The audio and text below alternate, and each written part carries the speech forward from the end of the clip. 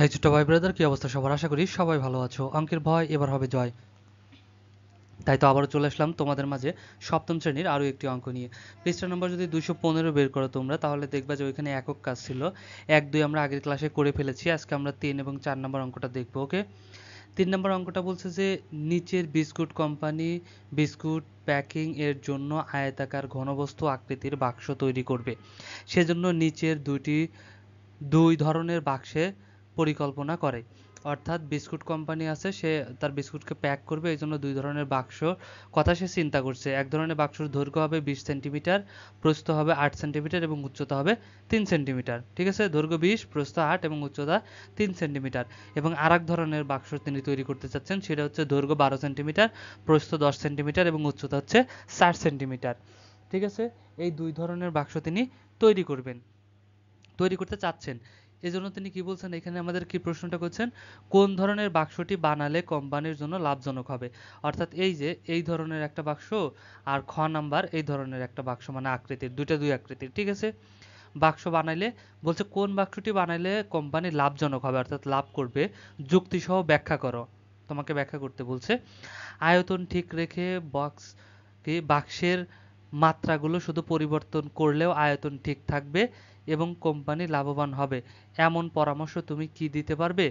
অর্থাৎ যদি মোট আয়তনটা ঠিক থাকে, বাক্সের যে মাত্রাগুলো আছে দৈর্ঘ্য প্রস্থ এইগুলো যদি পরিবর্তন করা হয়, কিন্তু ভিতরের যদি আয়তনগুলা একই থাকে, তাহলে কি কোম্পানি লাভজনক হবে কি লাভজনক হবে না, সেটা আমাদের বলতে হবে। ওকে, তো চলো আমরা সমাধানে যাই, সমাধানে গেলেই বুঝতে পারবো। তবে তার আগে যারা এখনো পর্যন্ত আমার চ্যানেলটি সাবস্ক্রাইব করে নাই, অতি দ্রুত চ্যানেলটি সাবস্ক্রাইব করে পাশেই থেকো, আশা করি তোমাদের অনেক উপকার হবে। দেখো, এখানে ক বাক্সের আয়তন আর বাক্স যেহেতু একটা ঘনবস্তু, তাহলে ঘনবস্তুর আয়তন নির্ণয় সূত্র আমরা জানি দৈর্ঘ্য গুণ প্রস্থ গুণ উচ্চতা। তাহলে এই তিনটাকে গুণ করে দিই, দৈর্ঘ্য গুণ প্রস্থ গুণ উচ্চতাকে আমরা গুণ করে দিলাম, কত হলো 480 ঘন সেন্টিমিটার। সেম ভাবে খ বাক্সের আয়তন দৈর্ঘ্য গুণ প্রস্থ গুণ উচ্চতা, এই তিনটাকে যদি আমরা গুণ করে দিই 480 ঘন সেন্টিমিটার। অর্থাৎ বোঝা যাচ্ছে মাপ আলাদা নিলেও আয়তনটা কিন্তু একই আছে, আয়তন একই আছে, অর্থাৎ ভিতরের আয়তনটা একই আছে, 480 ঘন সেন্টিমিটারে আমরা পেয়ে যাচ্ছি। তাহলে কি তারা লাভবান হবে? এখানে দেখা যাচ্ছে দুইটি বাক্সের আয়তন একই, অর্থাৎ আয়তন ঠিক রেখে বাক্সের মাত্রাগুলো শুধু পরিবর্তন করলেও আয়তন ঠিক থাকবে এবং কোম্পানি লাভবান হবে যদি বাক্সের আকার সমান বিস্কুটের আকার হয়। অর্থাৎ বিস্কুটগুলো যেন পরিপূর্ণভাবে বাক্সে সাজানো যায়, সেখানে কোনো ফাঁকা জায়গা না থাকে। অর্থাৎ বাক্সের আয়তন ঠিক রেখেও কোম্পানি লাভবান হতে পারবে কিভাবে? অর্থাৎ বাক্সের আয়তন যা হবে, ঠিক আছে, অর্থাৎ যদি বাক্সের আকার আর হচ্ছে বিস্কুটের আকার, অর্থাৎ বাক্স যতটুকু হবে বিস্কুটের আকারগুলোও ঠিক ওই রকম মেপে যদি একদম পরিপূর্ণ হয়ে যায়, বাক্সের মধ্যে যদি কোনো ফাঁকা জায়গা না থাকে, তাহলেই কিন্তু কি হবে, কোম্পানি লাভবান হতে পারবে। ঠিক আছে, আবার ধরো একভাবে বাক্স বানালো, একটা আকৃতির বাক্স বানালো দৈর্ঘ্য প্রস্থ দিয়ে, ঠিকই আছে, কিন্তু বিস্কুট একটা গ্যাসে যাওয়ার পরে আর একটা বিস্কুট অর্ধেক পর্যন্ত যেতে পারে, ফুলটা যেতে পারে না, তাহলে অর্ধেক জায়গা খালি রইলো না আয়তন ঠিক থাকার পরেও, বিস্কুটের আকার ঠিক না হওয়ার কারণে। এই জন্য কিন্তু কম বিস্কুট আঁটবে ওই বাক্সে, তাই না?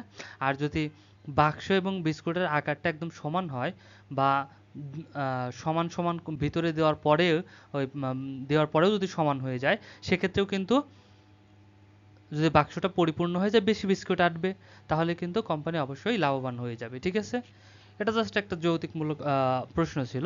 সো 4 নম্বর প্রশ্নটা কি বলছে, চলো আমরা দেখি। এখানে দেখো, 4 নম্বর একটা প্রশ্ন দিছে, সেখানে বলছে যে একটি A4 আকৃতির কাগজকে প্রস্থ ও দৈর্ঘ্য বরাবর মোড়ানো হলে, ঠিক আছে, বা মোড়ালে নিচের চিত্রের মতন দুটি বেলুন বা সিলিন্ডার বানাও। অর্থাৎ এইটা হচ্ছে A4 সাইজের একটা কাগজ, সেইটাকে আমরা মোড়াবো। ঠিক আছে, এটা প্রস্থ বরাবর মোড়াইছে। ঠিক আছে, এই যে এই সাইড থেকে প্রস্থ বরাবর মোড়াইছে, তাহলে অবশ্যই লম্বা কম হবে প্রস্থ বরাবর মোড়ালে। ঠিক আছে, তুমি একটা কাগজ নাও, A4 সাইজের হাতে কাগজ নাও তোমার কাছে যদি এখন থাকে, নিয়ে তুমি প্রস্থ বরাবর একটু মোড়াও দেখো, আর একটা কাগজ নিয়ে দৈর্ঘ্য বরাবর মোড়াও, অর্থাৎ এই দিকে মোড়াও, তাহলে অবশ্যই লম্বা একটু বেশি হবে, তাই না? আর এদিকে কি হবে, এই দিকের গোলের মাত্রাটা বেশি হবে, কিন্তু এইদিকে উচ্চতার মাত্রাটা কিন্তু আবার ছোট হয়ে যাবে।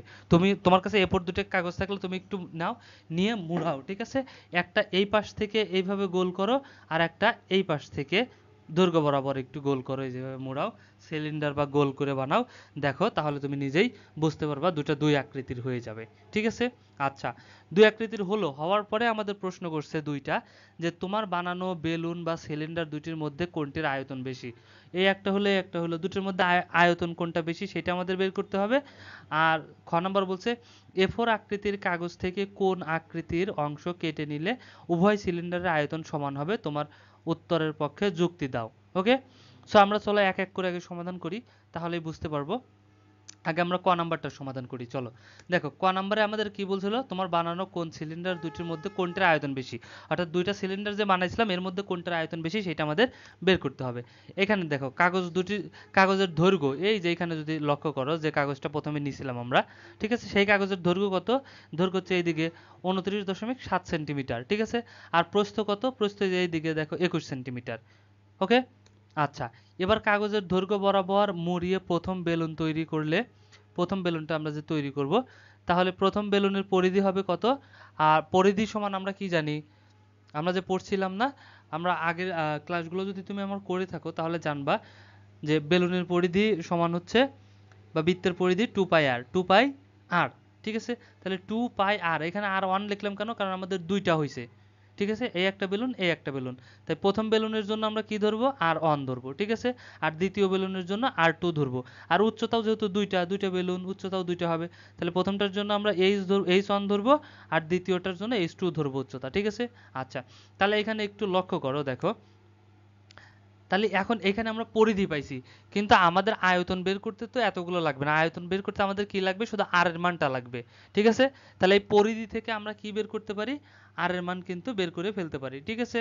আচ্ছা, তাহলে পরিধি থেকে যদি আর এর মানটা আমরা কিভাবে বের করতে পারি, এখন দেখো, তাহলে 2 পাই আর সমান পরিধি সমান কত দেওয়া আছে, 29.7 সেন্টিমিটার পাবো আমরা, ঠিক আছে। অর্থাৎ এইটাকে যখন আমরা মুড়াইয়া দিছি তখন কি হয়ে গেছে বলো তো, উপরের যে, অর্থাৎ এইটা দৈর্ঘ্য বরাবর যে মুড়ায় দিছি, এই যে যে সম্পূর্ণ জায়গাটা হয়ে গেছে, এটাই কিন্তু আমাদের পরিধি, ঠিক আছে।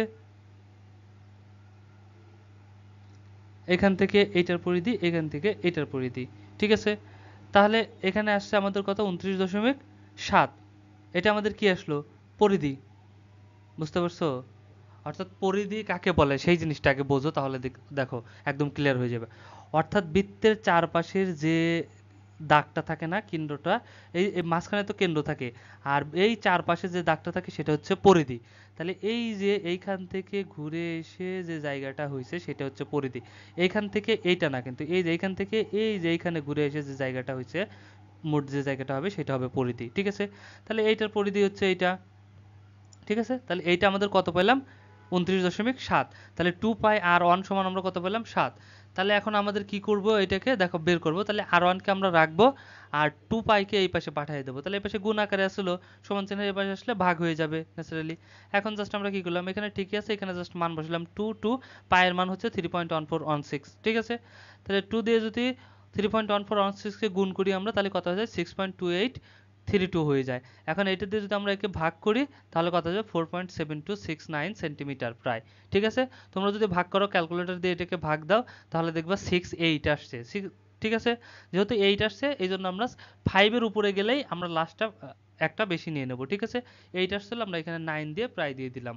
আচ্ছা, এবার দেখো, তাহলে প্রথম বেলুনের আয়তন, এখন আমরা আর পায়ে গেছি যেহেতু, তাহলে প্রথম বেলুনের আয়তন, বেলুনের আয়তন নির্ণয় সূত্র হচ্ছে পাই আর স্কোয়ার এইচ, পাই আর স্কোয়ার এইচ। কারণ আর এর সাথে 1 কেন, কারণ প্রথম চিত্রের এই জন্য 1, এইচটাও প্রথম চিত্রের এই জন্য 1, ঠিক আছে।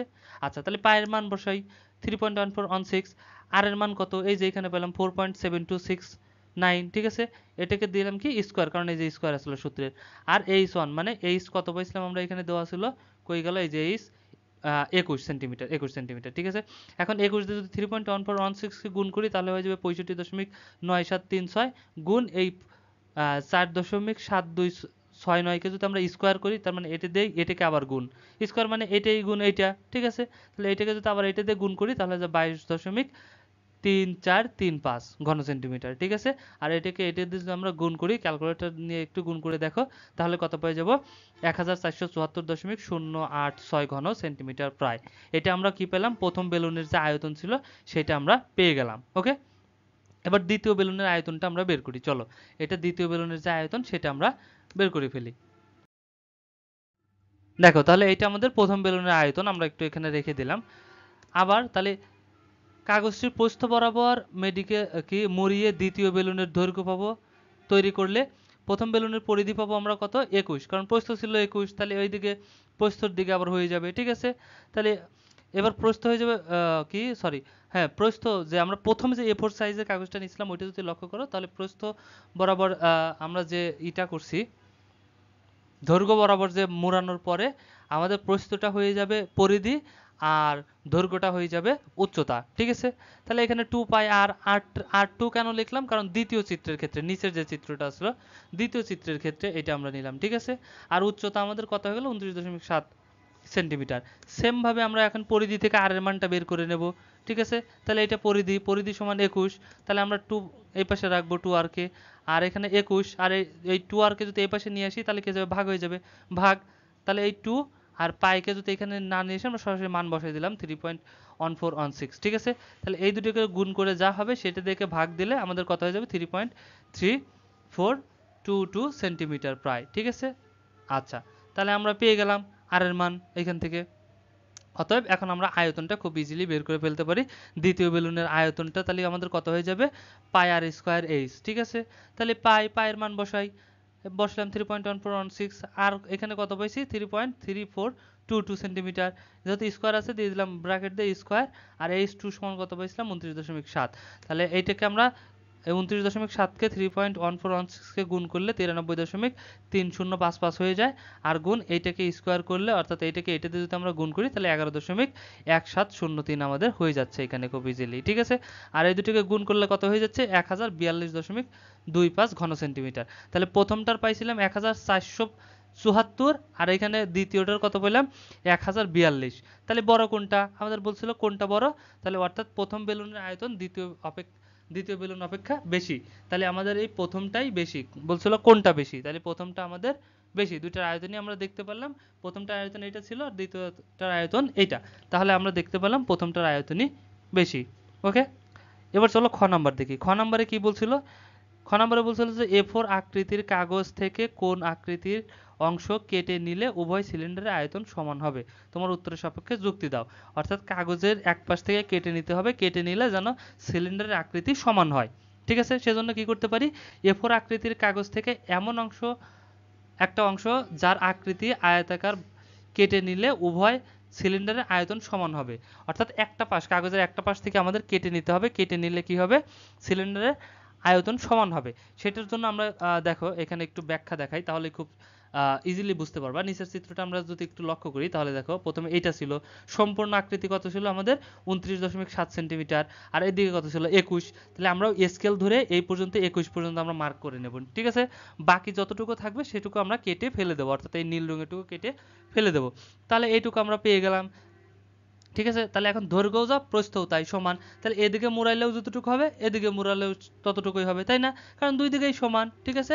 সেই জিনিসটা আমরা এখানে একটু লিখে দিতে পারি যে A4 কাগজটির প্রস্থ সমান দৈর্ঘ্য হলে, অর্থাৎ প্রস্থ 21 সেন্টিমিটার এবং 21 সেন্টিমিটারের সমান, এবং দৈর্ঘ্যও যদি সবুজ অংশের এই দৈর্ঘ্য যে আসলো, দৈর্ঘ্যের এই সবুজ অংশটাকে যদি আমরা কেটে নেই, সেক্ষেত্রে কাগজের দৈর্ঘ্য প্রস্থ সমান 21 সেন্টিমিটার হবে, ঠিক আছে। অর্থাৎ মূল কথাটা বুঝো, অর্থাৎ এই কাগজটাকে আমরা এমনভাবে কেটে নেব, প্রস্থ আছে 21 সেন্টিমিটার, স্কেল ধরে এই দৈর্ঘ্য বরাবর 21 সেন্টিমিটার আমরা মার্ক করে নেব, নেওয়ার পরে যতটুকু হবে সেটা মার্ক করে নিয়ে এই বাকি যতটুকু থাকবে সেটুকু আমরা কেটে ফেলে দেব। তাহলে এইটুকু বরাবর আমাদের কি হয়ে যাবে, সমান হয়ে যাবে। তাহলে দৈর্ঘ্য সমান প্রস্থ সমান, যেদিকেই আমরা গোল করি না কেন, সিলিন্ডার বানাই না কেন, সমান হয়ে যাবে। ওকে, সেক্ষেত্রে দৈর্ঘ্য প্রস্থ বরাবর মুড়িয়ে দুটি বেলুন তৈরি করলে প্রতিটি বেলুনের উচ্চতা 21 সেন্টিমিটার ও পরিধি 21 সেন্টিমিটার হবে, কারণ দুই পাশেই 21, ঠিক আছে। সুতরাং অর্থাৎ সিলিন্ডার বা বেলুন দুটির আয়তন সমান হয়ে যাবে, অর্থাৎ যেদিকেই আমরা মুড়াই না কেন সেদিকেই সমান হয়ে যাবে। ওকে, একটু হয়তো লং হয়ে গেছে ভিডিওটা, বাট খুবই ইজি ছিল, আশা করি বুঝতে পারছো। আর ভিডিওটা ভালো লাগলে অবশ্যই একটা লাইক দিয়ে দিও, আর বন্ধুদের সাথে শেয়ার করতে কিন্তু একদমই ভুলো না। দেখা হচ্ছে নেক্সটে, ততক্ষণ সবাই ভালো থাকো, সুস্থ থাকো, আল্লাহ হাফেজ।